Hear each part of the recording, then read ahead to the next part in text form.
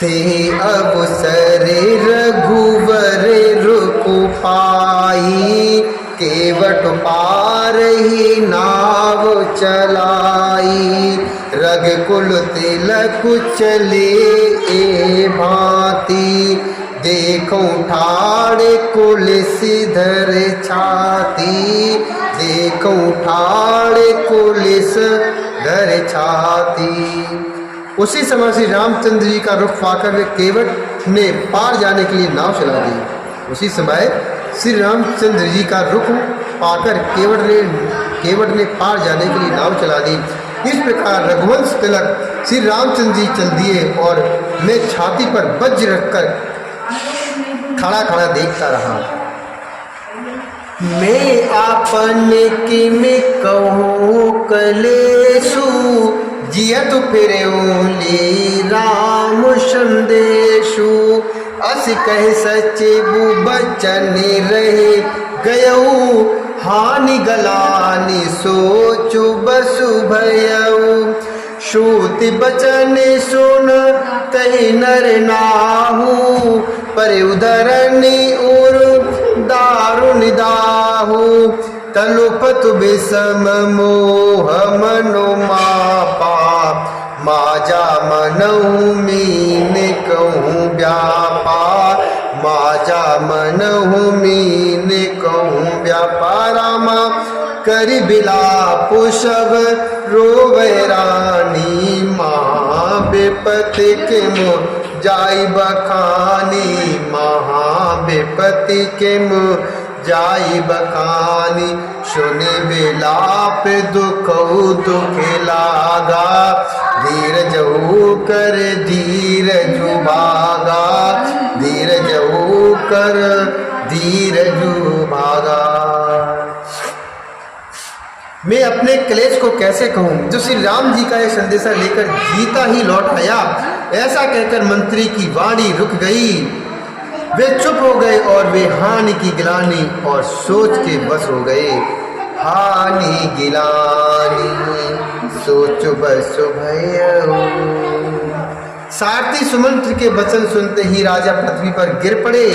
उनके हृदय में भयानक जलन होने लगी।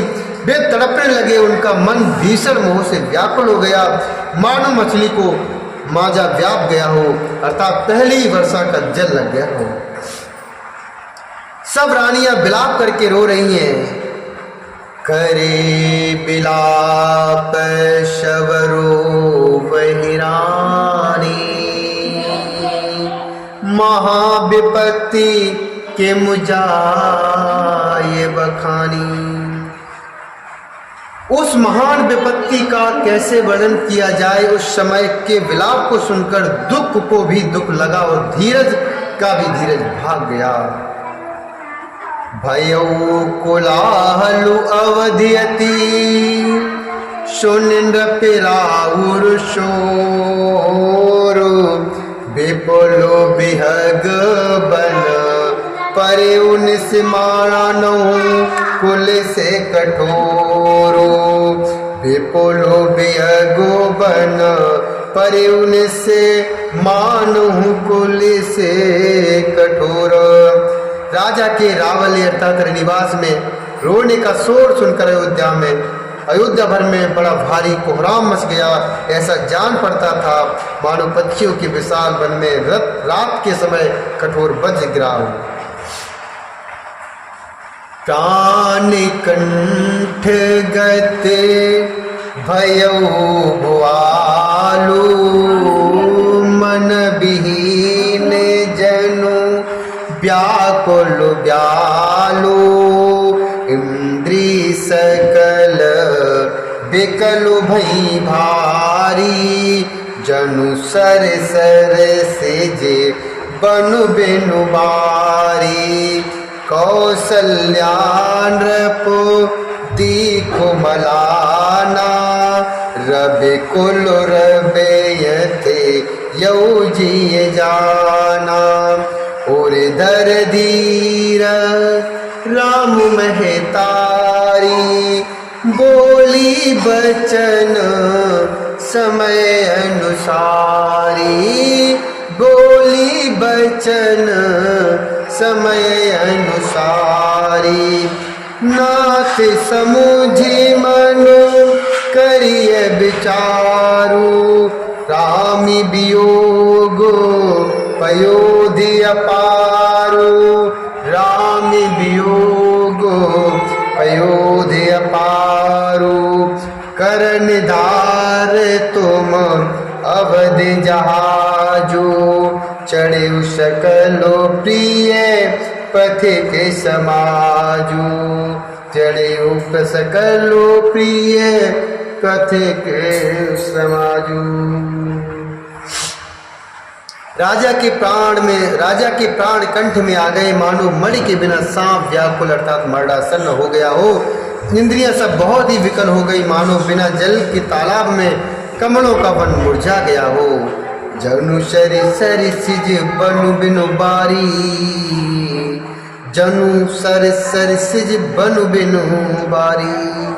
कौशल्या जी ने राजा को बहुत दुखी देखकर अपने हृदय में जान लिया कि अब शूर कुल का सूर्य अस्त हो चला। तब श्री रामचंद्र जी की माता कौशल्या हृदय में धीरज धरकर समय के अनुकूल वचन बोली। नाथ समुझी मन करिय विचारो, राम वियोग पयोधि अपारो। हे नाथ, आप मन में समझकर विचार कीजिए कि श्री रामचंद्र जी का वियोग अपार समुद्र अयोध्या जहाज है और आप उसके कर्णधार अर्थात खेने वाले हैं। सब प्रियजन कुटुंबी और प्रजा ही यात्रियों का समाज है जो इस जहाज पर चढ़ा हुआ है। धीरजु धरिए तपाये पारू। धीरजु धरिए तपाये पारू, नाही तबूड़े सब परवारो। जो जी धरिए विनय पिय मोरी, राम लखन सिय मिलई बहोरी। राम लखन सिय मिलई बहोरी। आप धीरज धरिएगा तो सब पार पहुंच जाएंगे, नहीं तो सारा परिवार डूब जाएगा। हे प्रिय स्वामी, यदि मेरी विनती हृदय में धारण कीजिएगा। अगर आपने मेरी विनती को मान लिया तो श्री राम लक्ष्मण सीता फिर आके मिलेंगे, इसमें कोई संशय नहीं है।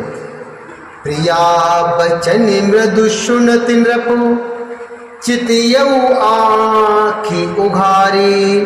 तलपत मीन मलीन जनु, सींचत शीतल बारी। प्रिय पत्नी कौशल्या के कोमल वचन सुनते हुए राजा ने आंखें खोलकर देखा, मानो तड़पती हुई दीन मछली पर कोई शीतल जल छिड़क रहा हो। धर धीरज उठ बैठ भुआ